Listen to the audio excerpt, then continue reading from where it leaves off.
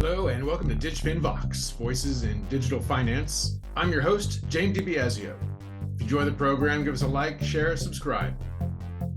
My guest today is Paul Harapin, the Asia Pacific lead at payments giant Stripe. We spoke about how Stripe is using ChatGPT and other artificial intelligence models and how it is positioning itself to compete in Asia.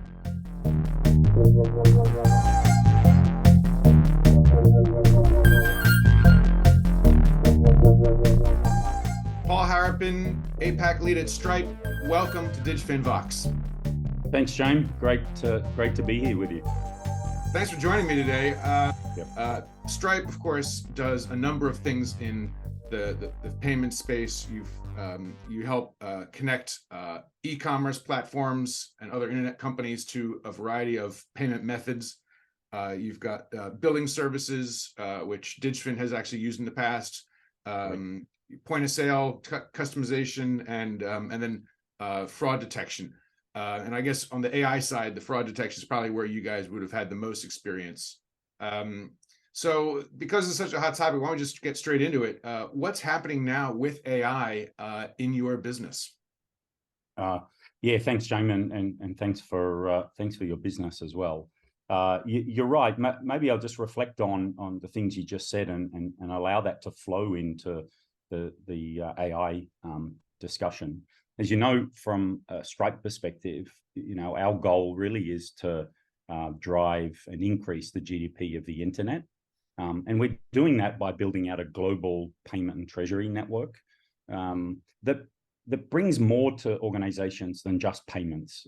Payments is obviously very important, but as we continue to see the growth of the subscription and consumption economy, that's becoming more and more important. Whether you're a newspaper, a digital publication, or you're one of the world's biggest platforms, that becomes really, really important. We can talk about that as we go along.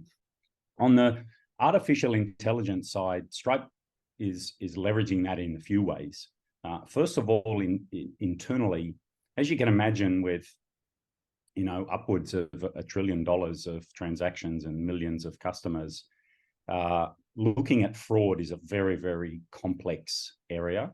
And so our radar tool relies on machine learning and artificial intelligence to look at millions of transactions every day and sort through those and leverage artificial intelligence to find the fraud at the source. And there's many other aspects to it, from identification of people in the first place, in KYC, preventing money laundering and other financial problems. But artificial intelligence is really the only way to do this at massive scale. And we've been working on that for many years. And our customers see the benefit of that. We typically see double-digit reduction in fraud when our customers use our radar technology. The other area is we're also using natural language AI both within the product and for our documentation. So, for example, if you're looking for how do I use the tax API in my new web platform that I'm rolling out, you can ask those questions within our document area, and it will give you those suggestions, even give you suggestions of code that you can cut and paste through the docs into your own code base. And further, if there's supportability or other financial documents that you need, or you need to clarify what do I need to open Stripe in one particular country, you can use natural language AI to do that within the Stripe platform. And we're looking at ways more and more to leverage that across our platform. On the user side, it's amazing how fast it's come through, and we power probably 3/4 of the major AI companies in the industry, from ChatGPT, Dell.E, and others. And it was OpenAI, and these companies are your clients. They're our clients, yeah, exactly. They're our clients, and what they're trying to do now is how do they monetize their platform as well. So earlier in March, we announced that OpenAI chose Stripe to power payments as it moves to commercialize its offering with a subscription base. They're using Stripe Billing for recurring subscriptions and our checkout so that they can enable their customers to use whatever payment method they want and be able to do that either as a one-off purchase or an ongoing subscription. And because they're now available in so many countries, they needed to do that really quickly. And so Stripe enabled them through the one integration to just get up and going in 25 countries. But that's, I mean, that's, you've got these companies as your customers, but you're not actually, it doesn't have any impact on the technology itself. I mean, you're not doing anything with the technology in that context. Not in that context, but we are using it, as I explained before, to leverage our own data to make it easier for our customers. So you can come into Stripe now and leverage AI with OpenAI to do searches on code that you need, how to do something in particular, what supportability and financial documents you need to open an account and so on. Yeah. So how do you manage? This is early days, but we're seeing it move really quickly. How do you manage the issues that obviously ChatGPT is incredibly powerful, but it depending on, I guess, the settings it's set on, it can be also quite cocky and wrong. So what do you, how do you monitor this thing? And, you know, because it's self-learning, right? So it's not like you just set some, you know, you can't script it. So how do you manage the risks of, you know, what if your client comes in and is told something that's just off, you know, based on the way they query?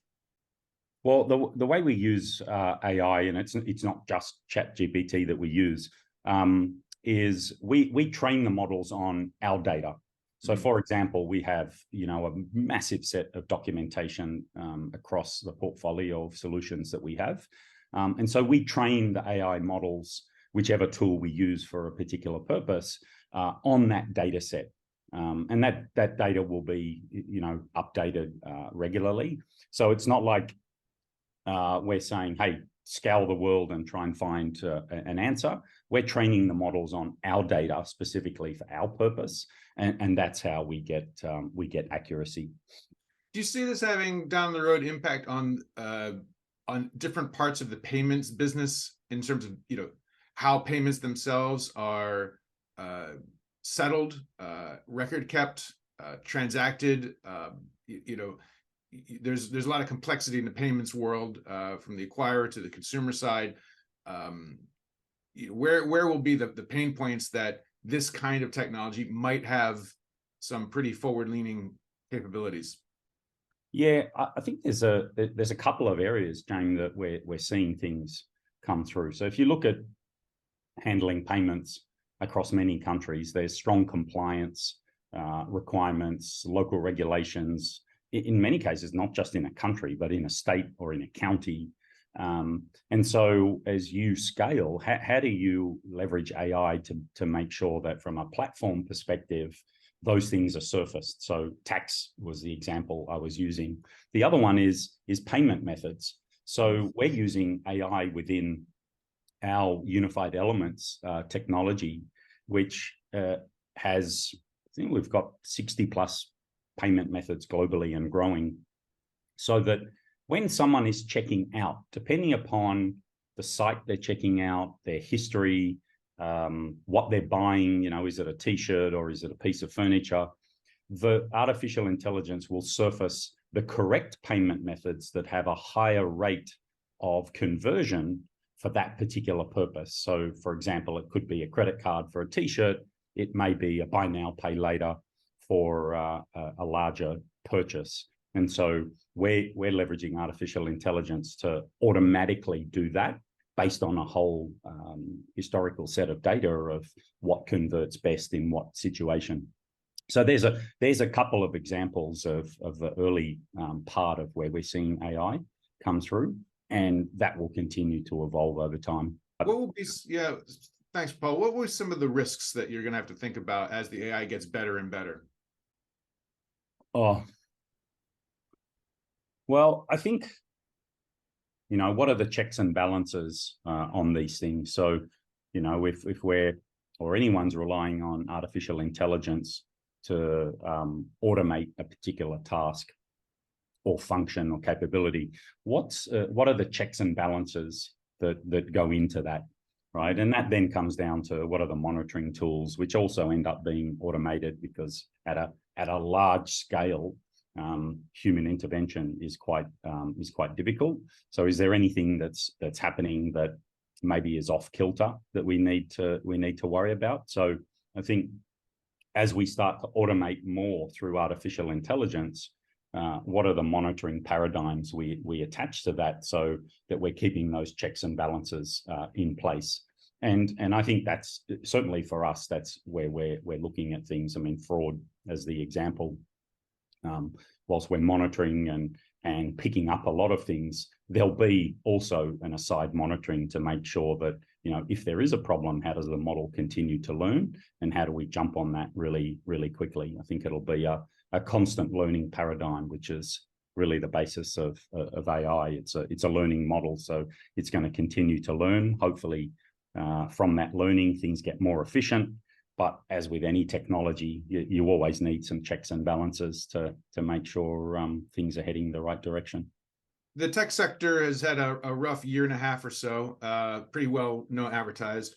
When you joined Stripe in 2020, it had a valuation of $36 billion. That skyrocketed to $95 billion at the peak, I think, of the whole tech bubble. Today, according to the last round, is about $50 billion. So maybe from 36 billion, that still looks good, but it was a pretty rough ride to get there. So where is the impetus now? Is it, you know, you came here to build in Asia, and Asia, ASEAN and Japan, but cost cutting has also been a factor in the past several, I guess, 6 months at the company. So what is that tension between the need to build in Asia, the need for cost cuts, introducing new products, using tools like AI to either generate revenue or save on costs? You know, kind of what is the, I guess, in this multi-horse buggy, which horse is really the one that's driving things? Yeah. As you'll remember, Jame, back in '97, when we both moved up to Asia, we walked smack bang into the Asian financial crisis. And across my career, I've had 7, you know, during that time. So it's sort of every 5 years there's a crisis. So my view is never let a good crisis go to waste. You know, Stripe, like any company, isn't immune to the broader economic downturn.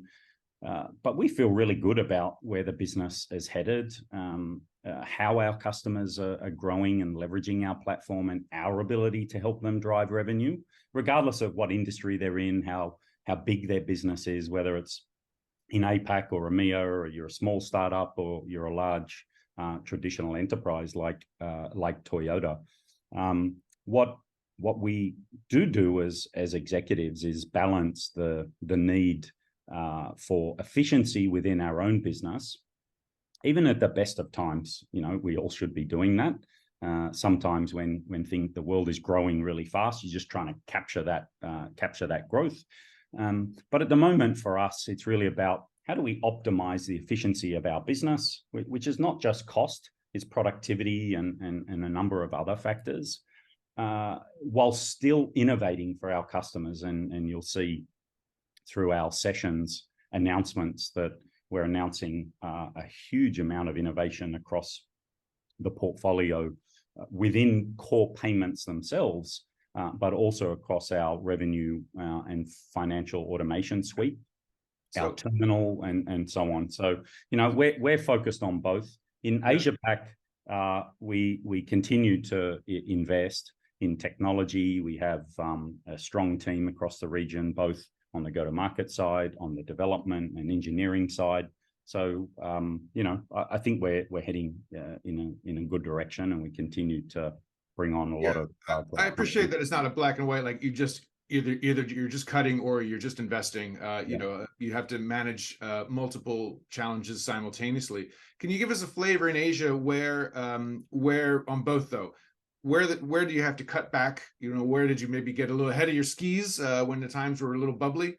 And then, you know, what markets or what particular products in this region are where you're putting your bets right now? Yeah, well, we along with the rest of the company took part in some of the layoffs that we did in November, and I think as a company we handled that as effectively as you could. It's never a nice thing to have to go through, but we did what we need to do so that we could then move on of driving efficiency. And we're really supportive of the team and still have great relationships with lots of those team members who are now becoming Stripe customers as well.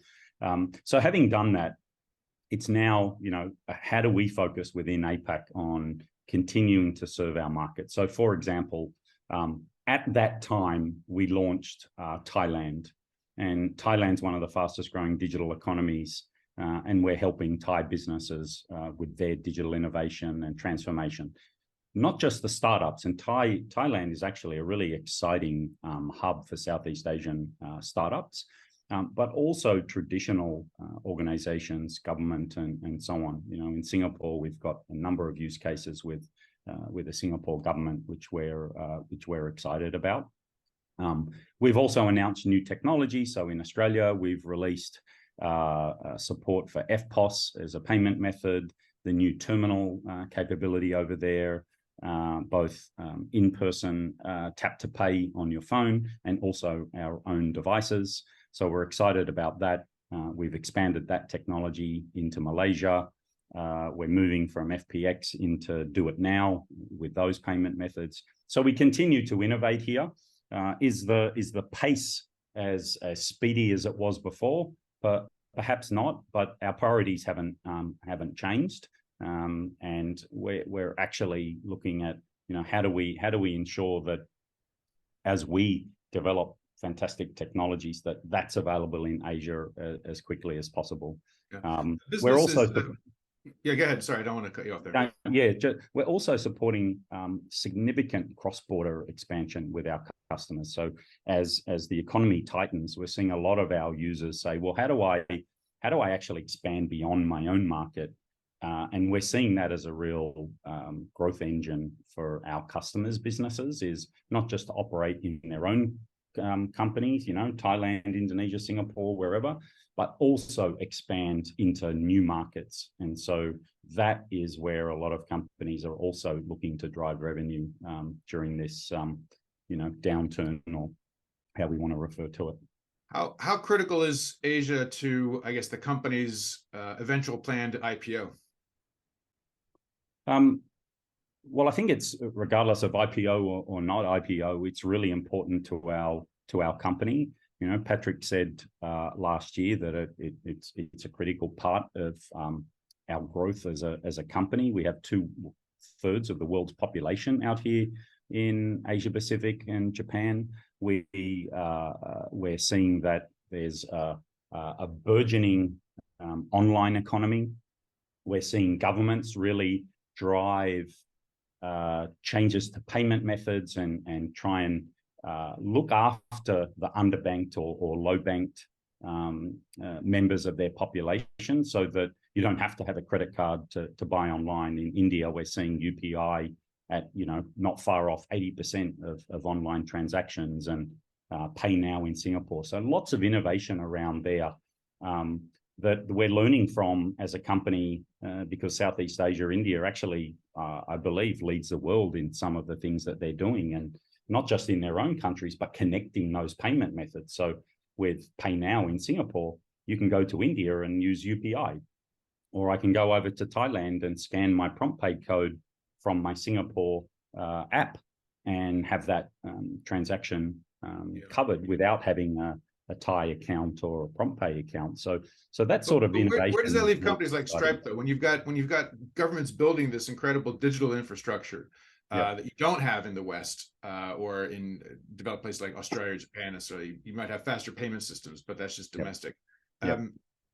Where does that leave you? Because in the US or in Europe, you're competing against the Adyens and the Checkout.coms and these big global players. But in Asia, you've got those players, plus you've got this digital infrastructure, and then you've got a lot of companies, technology companies, the Grabs and GoTos of the world that themselves and many others that are also doing payments. Many have ended up building their own their own payment infrastructure because they had to at the time because Asia was hard. So where do you fit in? Like, what is kind of the vision for Stripe in these markets where you've got such a different kind of ecosystem than what you would face in your home base? Yeah, what it does is it drives innovation within Stripe that allows merchants to grow their business globally, and actually influences what we can do in other countries. A lot of those companies you mentioned actually use Stripe. You'd be surprised at the customers that we have that leverage our infrastructure. It may not be visible at the top because we're an infrastructure company. And the uniqueness of us is it doesn't matter if it's a government enabled payment method like Pay Now or Prompt Pay.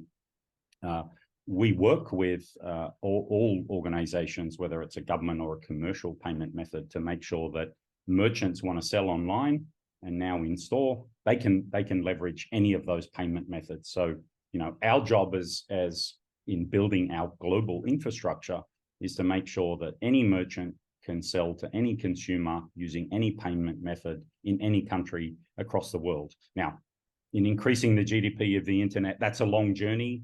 Do we support 180 countries across the world yet? No, we don't, but we're certainly on that path. In terms of competition, I think Stripe is extremely unique. As I said, whilst we started off doing payments, that's really just the foundational aspect of our company. And as I said, we've built a whole SaaS software suite that works through the same platform, the same integration that does billing and invoicing, allows you to charge tax. Actually, whether you're using Stripe or not, or a combination of payment payment providers, you can use our Stripe tax to make sure that works. We've built out an app store that allows third parties like Xero and DocuSign and others to integrate with the data capability that Stripe has. And whilst we don't have this in APAC yet, certainly it's something that we want to bring here. We have a whole banking as a service capability where you can, through your platform, leverage Stripe to issue credit cards or corporate cards or debit cards, to set up, treasury-backed bank accounts and make capital loans, all through the same integration. Not to mention the Connect product, which is what powers, more than 80% of the world's platform. Can I just ask one question there? So, the banking as a service originated in North America, and you're hoping to bring it here, I guess, when conditions allow. Are there any things you talk about innovation in Asia? Are there any things that you've developed in this part of the world that are being exported to other regions? Well, we have regionally, we have teams that work both on local requirements. So in Japan, we've had teams that's worked on Konbini as a very unique Japanese payment method, or their version of bank transfer. Singapore as well. But those teams also work on global innovation. I'd say the thing that's top of mind for us at the moment is the real-time payment network, and what that means globally over time. We see, great opportunity there, not just, in Southeast Asia, India, but elsewhere. In Australia, the Reserve Bank is pushing NPP. Their product will be called Pay2, which is that instant payment capability that we have already here in Singapore and other countries. And so we're seeing it grow beyond just emerging markets in Southeast Asia and India into other countries as well. Europe's working on its version, and there'll be others as well. So, from my perspective, that's something that's really innovative. The other thing that is less, I guess, a technology, but more business models that are unique from Asia, that we're developing technology to enable, are things like the creator economy, the gaming sector, where a lot of those companies have come from somewhere in Asia, be it China or India or Indonesia or anywhere else. And their models of real-time streaming, commerce, through chat, are really innovative. And so we've been working with a lot of those customers to build enabling technology on our platform to make it really easy for them to commercialize what's happening across their platform. Again, I think a lot of things are early days in terms of where they'll end up over the next 10 years, but there's some examples of how we're seeing innovation in region and trying to both develop some technology to take advantage of that, but also develop technology that enables those new business models to commercialize effectively. Great. I think we're going to leave it there. That's a good note to end on. And I am conscious of our time is up. So Paul Harapin, grateful for your time today. Thanks for joining me on DigFin VOX. Thanks, Jame. Great. Really nice to talk to you. And any other time I can be of help, don't hesitate.